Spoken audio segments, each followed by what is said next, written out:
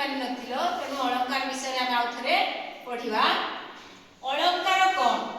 अलंकार कहले कौन बुझ ना जेमिति गुटे नारी अलंकार पिंधिले कौन होता है ना तार सौंदर्य वर्धन होता है, सुंदर देखा जाय थाए। जने किछि गहना पिंधि नथिलो से जेमिति देखा तो जने कौन आली अलंकार पिंधिले से जेते सुंदर देखा जाय सेही भलिया भाषा रे मध्ये आमे खाली एमती सिंपल वर्ड देखिबा हमकु जेते श्रुति मधुर न होबो जदि आमे अलंकारिक शब्द देकी वाक्यटा लिखिबा ताहा अधिक कोन बना सौंदर्य बोधक हेबो एवं सुनिबा पाई हमकु भी श्रुति मधुर हेई पाइबो। तण फास्ट आमे जानिबा अलंकार कहले कोन बुझ। अलंकार कोन लेखो डेफिनेशन लेखो। अलंकार साहित्य को सरस सुंदर ओ रमणीय करिबाकू जे सौंदर्य बोधक उपादान आवश्यक हुए ताहाको अलंकार कहा जाए। एहा वाक्यर शोभा वर्धन करे एटा लेखो सुनो। एहा वाक्यर शोभा वर्धन करे पाठक प्राण को आमोदित करे तेणु एहा एवं ता द्वारा कविताटा रमणीय होई थाए। लेखो अलंकार दुई भाग रे विभक्त।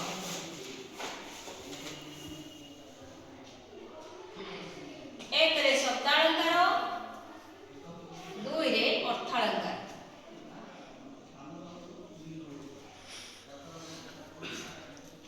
शब्दालंकार कहले कोन बुझ लेखो जहा द्वारा शब्द सरस सुंदर ओ श्रुति मधुर होई थाए ताहाकू शब्दालंकार कहा जाए।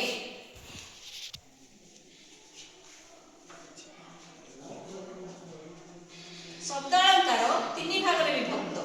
मु कहूची पछर लिखिबो खाली टिके जानि थाओ। शब्दालंकार तीन भाग रे एक रे जबक दुई रे हला अनुप्रास तीन रे हला श्लेष। तेणु आम फास्ट जानिबा अनुप्रास अलंकार।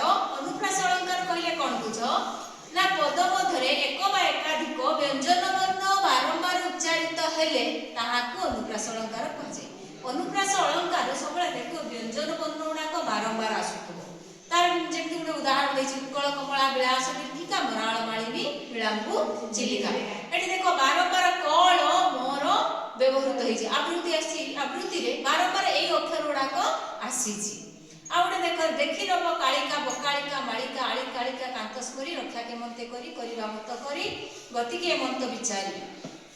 एते देखो कळ र व्यंजन वर्ण बारंबार प्रयोग घटिछि। आ गुटे देछि तपस्विनी काव्य जोटा कि गंगाधर मेहेरकर मकुल कालीचरण करिकुमा विचरण बेपदेशे वितरीण वितरीण अमरकांति तालभि वनपादप राजी होई दप दप बहिबे अमर दर्प बहिबे शांति पल्लवे पाटल श्यामल रुचिर रुचि रहिब चिर निर्मल। तेणु आमे जानिल अनुप्रास अलंकार विषय क्लियर हेलो। जेउ अलंकार रे कोन हबो ना जो पद रे कविताटीर एक बा एकाधिक बारंबार व्यंजन वर्ण आसुथबो ताहाको हम अनुप्रास अलंकार बोली जानिबा। तापर आसला हमर जमक। देखो जमक जमकटा कोन ना जमक अलंकार कहा कहबा ना भिन्नार्थ बोधक एक प्रकार शब्द बारंबार उच्चारित हेले। जथा गुटे उदाहरण देखरे नलिनी नलिनी नलिनी रे पूरित भ्रमंती भ्रमरे भ्रमरे भ्रमरे शोभित। फास्ट देखो देखि प्रथम नलिनीटा हला एक पद्मिनी जातिया सुंदरी स्त्री। द्वितीय नलिनी कोन ना पोखरी। तृतीय नलिनी हला पद्म फूल। कोन कहछथि कवि एठी ना देखो ये पद्मिनी जातिया स्त्री माने ताको देखो एई पोखरीटी रे केते पद्म फूल रे परिपूरित। एई पोखरीटी केते पद्म फूल रे परिपूरित। नलिनी नलिनी नलिनी भ्रमंती भ्रमरे भ्रमरे भ्रमरे शोभित। फास्ट भ्रमंती भ्रमण करंती भ्रमरे भूल रे भ्रमरे भ्रमर माने भ्रमरे माने चक्राकार। एक शब्द देखो माने एक शब्द अनेक अर्थ भिन्न भिन्न अर्थ बुझा पडुची एथिरे।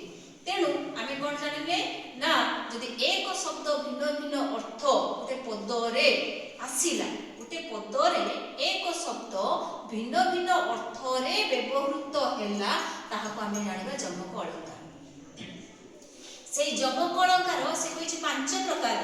ଆଦ୍ୟ ଯମକ, ମଧ୍ୟ ଯମକ, ପ୍ରାନ୍ତ ଯମକ, ମାଳ ଯମକ, ସର୍ବ ଯମକ। এইଥିରେ ଆଦ୍ୟ ଯମକ ଅର୍ଥ ରହିବ ଯୋଉଟା କି ବର ଜୀବର ସେ ଦେଇ ମାନସ, ବର ଜୀବର ସେ ଅମେଧ୍ୟ ଗ୍ରାସ। ତାମାନେ ଆଦ୍ୟ ଅକ୍ଷର ପ୍ରଥମରୁ ଦେଖ ସେଇ ବର ଜୀବ ରସେ, ବର ଜୀ ବରସେ। ଫାଷ୍ଟ ବର ଜୀବ ଶ୍ରେଷ୍ଠ ଜୀବ ହେଲା, ରସେ ମାନେ ଶ୍ରେଷ୍ଠ ଜୀବ ଅର୍ଥ ଗାଈ, ଗାଈର କ୍ଷୀର।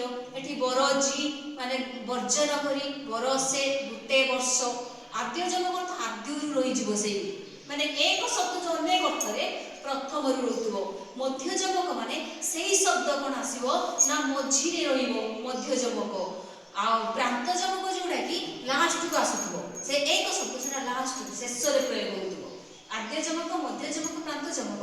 ଆଦ୍ୟ ଯେମିତି ବର ଜୀବର ସେଟା ଆଦ୍ୟରୁ ରହିଗଲା ନା ଏକ ଶବ୍ଦ, କିନ୍ତୁ ଭିନ୍ନ ଭିନ୍ନ ଅର୍ଥରେ ଆସିଲା। ମଧ୍ୟ ସେମିତି ମଧ୍ୟ ଭାଗରେ ରହିବ, କବିତାଟିର ମଧ୍ୟ ଭାଗରେ ସେଇ ଶବ୍ଦ ରହିବ କିନ୍ତୁ ଅଲଗା ଅଲଗା ଅର୍ଥରେ ଯିବ।